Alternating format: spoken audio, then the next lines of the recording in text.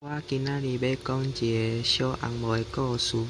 伫足久以前，真城谣传松林内底有一只足可怕的龙灵，村民拢少行往迄个所在，嘛拢毋敢活过去。知影头来有一位真古锥的查某囡仔，伊天真善良又阁温柔，所以村民拢真喜伊。阁记得是伫16岁时阵，伊的阿母予伊一个红帽仔。伊真喜意，所以毋管到倒位，拢戴迄个帽仔。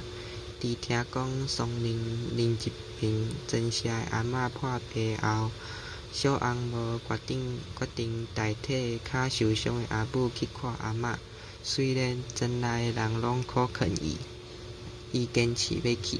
过两天早起开始伊的旅途，一路上知影松林内有龙灵的小红帽。无淡薄仔惊吓，颠倒轻松快乐咧唱歌。原来伊一直拢想要来这片松林看卖，明明风景遐尼美丽，煞因为一个谣传就放弃，安尼嘛受过苦束。行咧行咧，小红帽听到一个声音，煞毋知是啥物。伊向声音的来源行过去，愈来愈近，愈来愈近。小红帽才发觉原来是哭声，心内想，平常时应该袂有人会经过这片松林，这哭声是啥人的？行近一看，竟然是一个查某囡仔。毋过这并无互小红帽感觉惊吓，善良的小红帽拍拍伊的肩胛头，问发生啥物代志？你哪会一个人伫遮哭咧？为虾米我会当斗相共的吗？这个动作互迄个查甫囡仔惊着，因为平常时根本袂有人会来到松林内。迄个查甫囡仔大大坐过来，伫眼前是一位古锥温柔的查某囡仔，而且真像细汉时拄着的查某囡仔。小红帽一看到嘛惊着，这毋是细汉时拄着的查某囡仔吗？总算又阁见着面啊！毋知影伊敢阁会记得我？伊心内咧想。后来伊向小红帽说明伊进前发生的代志。原来伊是互人下了咒册，只要一看到月娘，就会变成可怕的龙灵。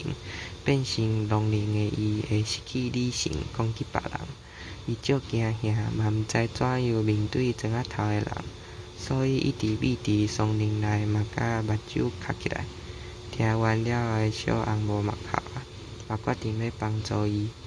我发现已经要到暗时的伊，为着保护小红帽，去互家己伤害，跳入去边仔的湖水，想要甲家己淹死。